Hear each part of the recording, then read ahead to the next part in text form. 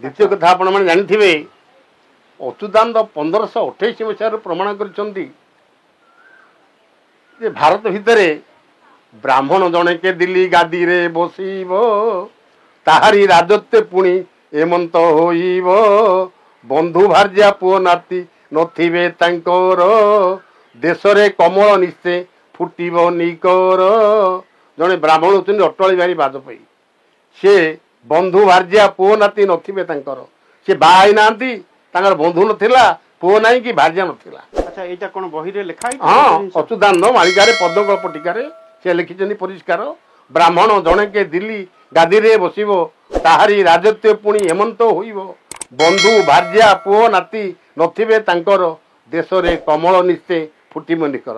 कमल अर्थ कौन पद्म से पद्म फुटे बर्तमान देखिले आपणर पद्म फुटिला कहीं आपण 2019 मसीह आपण जानी आपण मानकर अंधकवि भीम भोई लिखिले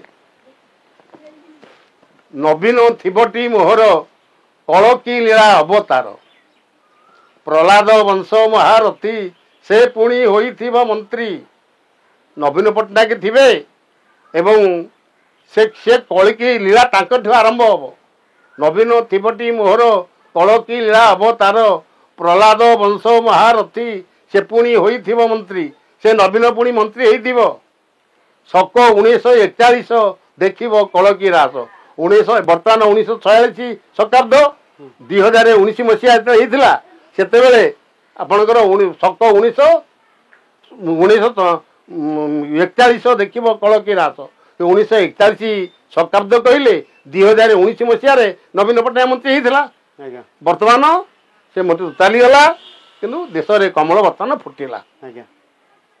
मालिका लेखा केबे भूल हबार नहीं कि केबे भूल हेनी कि हम ना।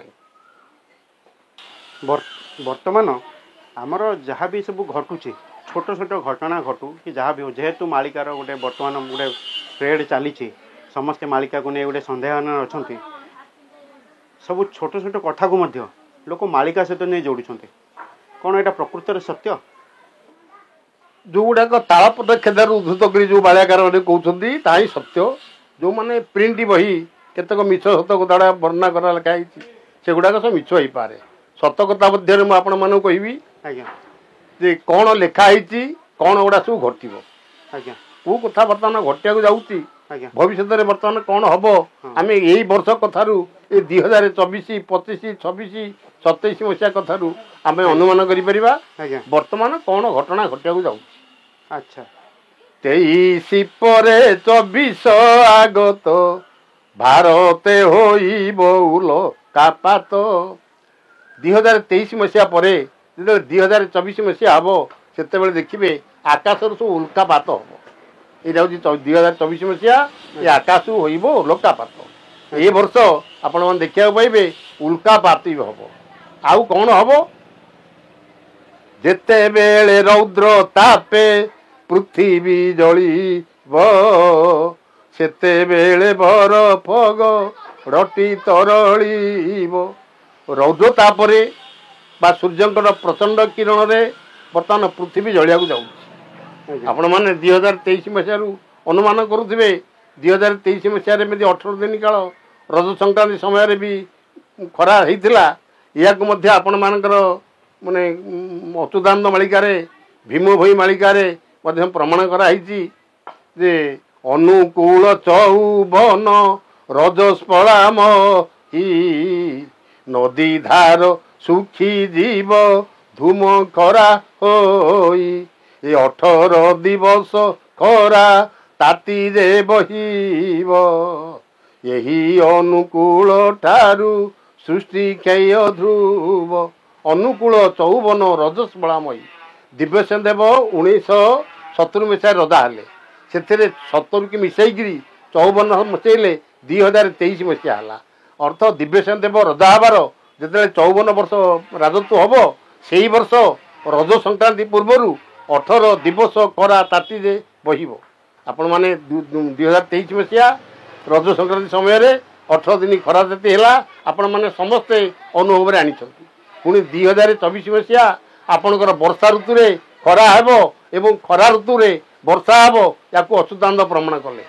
ତାହେଲେ ଋତୁ ବଦଳିବ, ଋତୁ ପରିବର୍ତ୍ତନ ହବ ଅର୍ଥ ବର୍ଷା ଋତୁରେ ଖରା ହେବ, ଖରା ଋତୁରେ ବର୍ଷା ହେବ। ଆଜ୍ଞା କେମିତି ନା ମିଥୁନ ମାସରେ ମୀନ ନାଶ ହେବେ, ମହି ହେବ ଭରାଗ୍ରସ୍ତ, ବିଷ ବେନି ନବ ସମୀର ସଂଯୋଗେ ବାସୁକି ଯେ ହସ୍ତବ୍ୟସ୍ତ। କହିଲେ ମିଥୁନ ମାସ କହିଲେ ଆଷାଢ଼ ମାସ, ଆଜ୍ଞା ମାନେ ମିଥୁନ ମାସରେ ମୀନ ନାଶ ହେବେ। ମିଥୁନ ମାସରେ ଏମିତିକା ଖରା ହବ, ମାନେ 2024 ମସିହା ଆଷାଢ଼ ଶ୍ରାବଣ ମାସ ଏ ଦୁଇଟା କି ମାସ ଏମିତି ଖରା ହବ ଯେ ମୀନ ମାଛ ଆପଣ ଦେଖିବାକୁ ନଈ ପୋଖରୀ ଗଡ଼ିଆରେ ମିଳିବନି। ଆଜ୍ଞା ନଈ ପୋଖରୀ ଗଡ଼ିଆ ସବୁ ଜୀବ ସୁଖୀ, ଏ ଭୂତଳ ପାଣି ଉପରେ ସମସ୍ତଙ୍କ ଆଖି। ଏଇ 2024 ମସିହା ଆପଣମାନେ ଦେଖିବେ ମିଥୁନ ମାସ ତ ଆଷାଢ଼ ମାସ ଆଜ୍ଞା ରେ ନଈ ପୋଖରୀ ଗଡ଼ିଆ ବି ସବୁ ଶୁଖିଯିବ।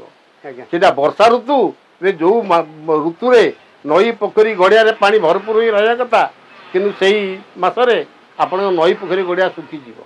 ଆଜ୍ଞା ମିଥୁନ ମାସରେ ମେଷ ବୃଷ ମିଥୁନ ଅର୍ଥାତ୍ ବୈଶାଖ ଜ୍ୟେଷ୍ଠ ଆଷାଢ଼, ଆଷାଢ଼ ମାସକୁ ମିଥୁନ ମାସ ବୋଲି କୁହାଯାଏ। କିନ୍ତୁ ଆଷାଢ଼ ମାସରେ ଏମିତିକା ହବ, ନଈ ପୋଖରୀ ଗଡ଼ିଆ ସବୁ ଜୀବ ସୁଖୀ, ଏ ଭୂତଳ ପାଣି ଉପରେ ସମସ୍ତଙ୍କ ଆଖି। ନଈ ପୋଖରୀ ଗଡ଼ିଆରେ ପାଣି ରହିବନି, ଆଉ ଆପଣଙ୍କ କୂଅ ସବୁ ଖୋଳିବେ, କୂଅ ଖୋଳିକିରି ପାଣି ବାହାର କରି ଚେଷ୍ଟା କରିବେ, କିନ୍ତୁ ଭୂତଳ ସୁକ୍ଷୀଣ ଜୀବ ସମୟ ଆସୁଛି। ଏମିତି ସମୟ ଆସିବ ଆପଣଙ୍କର କୂଅରେ ବି ପାଣି ମିଳିବନି। ମୁନ୍ଦେ ପାଣି ସ୍ୱପ୍ନ ହେବ ଲକ୍ଷେ ଟଙ୍କା ଦେଲେ, ଡହଳ ବିକଳେ ପ୍ରାଣୀ ମରୁଥିବେ ଭଲେ। ଆପଣ ଟଙ୍କା ଦେଲେ ମଧ୍ୟ ଆଉ ପାଣି କିଣିବାକୁ ପାଇବେନି। ପାଇବେନି। ଏମିତି ସମୟ ଆସିବ, କିନ୍ତୁ ଲୋକମାନେ ୟାକୁ ବିଶ୍ୱାସ କରୁନାହାନ୍ତି। ଆପଣମାନେ ଆଉ ଏଇ ଗୋଟିଏ ମାସ ଅପେକ୍ଷା କରିଯାଆନ୍ତୁ, 20-25ଟା ଦିନ ଆଉ ଅପେକ୍ଷା କରିଯାଆନ୍ତୁ, ଦେଖିବେ ଫଳ କ'ଣ ହେଉଛି। ମାଳିକାଟା କେତେ ସତ ଆପଣ ଦେଖିବେ। ଆପଣମାନଙ୍କର ଗଲା ମାସରେ ବୈଜ୍ଞାନିକମାନେ ସମ୍ବାଦ ପେପରରେ ପ୍ରକାଶ କରୁଥିଲେ ଯେ ଆଟଲାଣ୍ଟିକ ମହାସାଗର ବର୍ତ୍ତମାନ ଫୁଲିବାକୁ ଲାଗିଲାଣି, ଆଉ ତା ପାଖ ଅଞ୍ଚଳ ଗୁଡ଼ାକ ସବୁ ବୁଡ଼ି ବୁଡ଼ି ବର୍ତ୍ତମାନ ଯାଉଛି। ଭବିଷ୍ୟତରେ କ'ଣ ହେବ ତା କିଛି ଠିକଣା ନାହିଁ। ବୈଜ୍ଞାନିକମାନେ ଗଲା ମାସ ସମ୍ବାଦ ପେପରରେ ଏହା ପ୍ରକାଶ କରିଥିଲେ। କିନ୍ତୁ ଆପଣମାନଙ୍କର 600 ବର୍ଷ ପୂର୍ବରୁ ଅଚ୍ୟୁତାନନ୍ଦ ଭଳି ପୁଅ ତାଙ୍କର ଗୁପ୍ତ ଖେଦା ମାଳିକା ନା ତାଳପତ୍ର ଖେଦା, ଅବଶ୍ୟ ବହି ପ୍ରିଣ୍ଟ ହେଲା କି ନାହିଁ ମୁଁ କହିପାରିବିନି। ମୁଁ ତାଳପତ୍ର ଖେଦା ଟିପି ଆଣିଥିଲି ନେମାଳରୁ, ସେଥିରେ ଲେଖା ହେଇଛି ଗୁପ୍ତ ଖେଦା ମାଳିକା। ସେ ଖେଦାରେ ପ୍ରମାଣ କରିଛି ବରଫ ଗଡ଼ ରହିଛି ଉତ୍ତର ମେରୁରେ, ଏ ତରଳିବ ଧୀରେ ଧୀରେ ସୂର୍ଯ୍ୟଙ୍କ ରଶ୍ମିରେ, ବହିବ ପାଣିର ସୁଅ ସମୁଦ୍ରକୁ ଜାଣ, ଏ ଆଟଲାଣ୍ଟିକ ବଢ଼ିଯିବ କାହିଁ କେତେ ଗୁଣ। ମାନେ ବରଫ ଗଡ଼ ତରଳିବ, ଇଏ ପ୍ରଚଣ୍ଡ ରଜତାପ ହେବ, ଖରା ହେବ, ଏଥିରେ ବରଫ ଗଡ଼ ତରଳି ଯିବ, ଆଟଲାଣ୍ଟିକ ମହାସାଗର ଫୁଲିଯିବ। ତା ପାଖରେ ଯେଉଁ ଦେଶ ଗୁଡ଼ାକ ଅଛି ସବୁଗୁଡ଼ାକ ଆଜ୍ଞା ବୁଡ଼ି ଯିବ। ଆଜ୍ଞା ପୃଥିବୀ ପ୍ରତି ଏମିତି ମଧ୍ୟ ବିପଦ ଅଛି। ଭାରତ ପ୍ରତି ମଧ୍ୟ ଏ ତୃତୀୟ ବିଶ୍ୱଯୁଦ୍ଧ ଯେଉଁ ହେବ ଆପଣମାନଙ୍କର, ଉଡ଼ୁଥିବ ବ୍ୟୋମଯାନ ମାଳ ମାଳ ହୋଇ, ଏ ବୋମା ବର୍ଷଣ ମାଡ଼ ଭୟଭୀତ ହୋଇ, ଏ ଭୁବନେଶ୍ୱର ତ ପୁଣି ରାଜଧାନୀ ଜାଣ, ପ୍ରଥମେ ଘାଉଲା ଏବେ ଏ ବମ୍ ମାଡ଼େ ପୁଣ। ତୃତୀୟ ବିଶ୍ୱଯୁଦ୍ଧରେ ଏ ଭୁବନେଶ୍ୱରରେ ମଧ୍ୟ ଆଜ୍ଞା ବମ୍ ପଡ଼ିବ। ଦିଲ୍ଲୀ ବମ୍ବେ କଲିକତା ମାଡ୍ରାସ ଟିପୁଣ, ସକଳେ ଘାଉଲା ହେବେ ମୋ ବମ୍ ମାଡ଼େ ଜାଣ। ଦିଲ୍ଲୀ ବମ୍ବେ କାଲକାଟା ମୁଖ୍ୟ ସହରମାନଙ୍କରେ ବଜାରମାନଙ୍କରେ ସବୁ ବମ୍ ପଡ଼ିବ।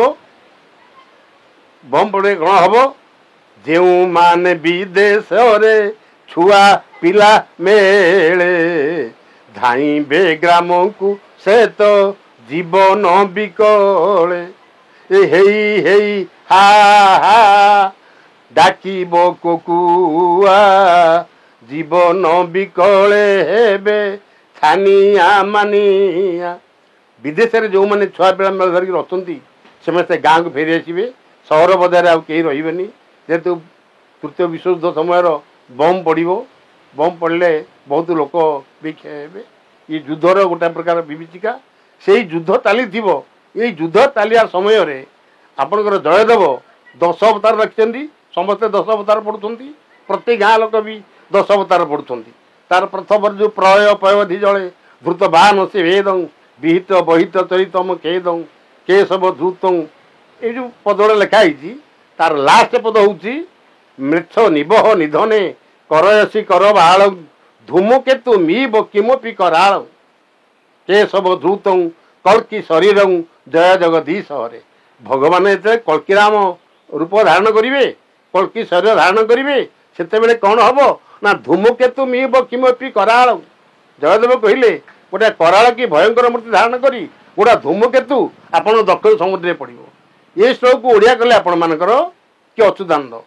शुण सूर्य जने घन घोर रणे ए अथय हेब जगत भीषण गर्जने अनिल थराई छिड़ब लंदा नक्षत्र से लवण जले पड़ब आघात तार पृथ्वी 100 हाथ दूर सीना घुंची जीव ए कक्ष हरा हेब बोले शुण सूर्य जने घन घर रणे अथय हेब जगत तृतीय विश्वयुद्ध समय ये पृथ्वी नक्षत्रटे आपणकर बंगोपसागर पड़ो शुण सूर्य जने घन घर रणे अथय हेब जगत ये जिनटा तो आप ऑलरेडी हाँ तो कही पूरा तृतीय विश्वयुद्ध कथा पड़ी आज्ञा तृतीय विश्वयुद्ध आरंभ होते यार युद्ध चली सेपटे कौन हम ना गोटे लंदा नक्षत्रटे आपणकर बंगोपसागर पड़ो लवण जले पड़ो आघात तार पृथ्वी 100 हाथ दूर कखु घुंची पृथ्वी 100 हाथ कक्षरा हो माने एत बड़ भूमिकंप हेब आपण विश्वास करें तेणु आपण मैंने सतर्कता अवलंबन करेंगे एवं केते दूर सत्य घटनाटा आपण हृदबोध करेंगे 2026 मसीह 2027 पर्यंत जो तृतीय विश्वयुद्ध लगी रही बंगोपसागर में जो लंदा नक्षत्रटे पड़ो या जयदेव प्रमाण कर निबह निधने करयसी कर बाल धूमकेतु मीब किमपि कराल गोटा कराल की भयंकर मूर्ति धारण करी गोटे धूमकेतुटे पड़ो या प्रमाण कर कणास पाख बेनुपड़ा मठ महंत आर्तदास लंजा नक्षत्र पड़ब छिड़ी से दक्षिण समुद्रे पड़ी पृथ्वी 8 कोश पड़ब माड़ी सुजने देव पापी बेकू मोड़ी गोटा लंदा नक्षत्र पड़ो आकाश प्रमाण कले ये पापी माने क्षय हे पृथ्वी स्थल भागरू 8 कोश माड़िकी से लंदा नक्षत्रटी पड़ो समुद्र भितर पड़े समुद्रटा पहाड़ हो लंदा नक्षत्र गोटे नक्षत्र पड़े सूर्य गोटा नक्षत्र सी जब पृथ्वी पड़े पृथ्वी बंचबनी कहीं पृथ्वी से हूँ 2.5 गुण आज्ञा एमती 2.5टा पृथ्वी से माड़ बसो ये लंदा नक्षत्रटे कम तेणु बंगोपसागरटा पहाड़ हो पहाड़ होते कौन करेंगे आपण मैंने यहाँ कौ मसीह पहाड़ हम ना 27 अंके पूर्व समुद्रु लवण आसब बाड़ी उत्तरु गंगा उजाणी बहिब तही संगे देव धाड़ी 22 पाबछे मीन खेलुथिब सिंहासन रे वरुण मकामी दिनारे घोर युद्ध हेब मरिबे पठाण गण केड़े बड़ सुंदर कथा से लिखिले से कहले 27 अंके 27 अंकटा कोटा हम ना आगरे 20 को रखिब तापरे अंक मिसाइब 20 अर्थ 20 रखिकी 27 लिखिले 2027 मसीहा है तेणु 2027 मसीह आपण पूर्व समुद्रु लवण माड़ी आसो कहीं ना समुद्रटा लंदा नक्षत्र पड़े समुद्रटा पहाड़ हो तेणु समुद्र जल गुड़ाक कुआड़े आसो ना उन्मत्त सागर हेब बलियार खंडगिरी देखी जीव पर्वत पराय ये समुद्र राजा लहड़ी घेनी आसब उन्मत्त सागर हेब बलियार खंडगिरी देखी जीव तेणु समुद्र पहाड़ हो तेणु समुद्र पानी गुड़ाक ओडिशार खंडगिरी पाददेश दक्षिण एवं पूर्व सीमार लगे एपटे आपण दक्षिण पूर्व सीमार लगे खंडगिरी पानी लगे एटा आप गंजाम गजपति आपणकर पुरी जगतसिंहपुर केन्द्रापड़ा भद्रक बालेश्वर कटक प्राय अधे एगुड़ा सब नष्ट हो एपटू पानी माड़ खंडगिरी पर्यंत सेपटू कौन हम ନା ବଡ଼ ଚଣାରୁ ଛତିଆ ବଟ ପୁଟ ଯାଏ ଏ ବାଲିଚର ହୋଇଯିବ ଏ କଥା ନିଶ୍ଚୟ। 2027 ମସିହାରେ ଆପଣ ବାଲେଶ୍ୱର ଠାରୁ ଆପଣ ଛତିଆ ବଟ ପୁଟ ପର୍ଯ୍ୟନ୍ତ ସବୁଗୁଡ଼ାକ ଆଜ୍ଞା ବାଲିଚର ହେଇଯିବ। ସମୁଦ୍ର ପାଣି ସେପଟେ ଛତିଆ ପର୍ଯ୍ୟନ୍ତ ଲାଗିବ, ଏପଟେ ଲାଗିବ ଖଣ୍ଡଗିରି ପର୍ଯ୍ୟନ୍ତ। ତେଣୁ ଏଗୁଡ଼ା ସବୁ ଆପଣ ପୂର୍ବାଞ୍ଚଳ, ତେଣୁ ଉତ୍ତରରେ ଦକ୍ଷିଣେ ସର୍ଜିବ, ଉତ୍ତରେ ଗର୍ଜିବ, ପୂର୍ବେ ନ ରହିବେ କେହି ଝାଡ଼ ବାଡ଼ ଘେନି ଯିଏ ସେ ରହିବ କୂଳକୁ ବିହନ ହୋଇ। ତେଣୁ ଆପଣଙ୍କର ପୂର୍ବ ଦିଗରୁ ବି ପାଣି ମାଡ଼ିବ, ଦକ୍ଷିଣ ଦିଗରୁ ବି ପାଣି ମାଡ଼ିବ, ଉତ୍ତର ଦିଗ ଓଡ଼ିଶାର ବାଲେଶ୍ୱର ଆଡ଼ୁ ବି ପାଣି ମାଡ଼ି ଆସିବ। ତେଣୁ ପୂର୍ବେ ନ ରହିବେ କେହି, ତେଣୁ ସମୁଦ୍ରକୂଳ ଅଞ୍ଚଳ ଆପଣ ବାଲେଶ୍ୱର, କେନ୍ଦ୍ରାପଡ଼ା, ଜଗତସିଂହପୁର, ପୁରୀ, ଗଞ୍ଜାମ ଏଗୁଡ଼ା ସବୁ ସମୁଦ୍ରକୂଳିଆ ଅଞ୍ଚଳ। ତେଣୁ ଏଗୁଡ଼ା ସବୁ ନଷ୍ଟ ହେଇଯିବ।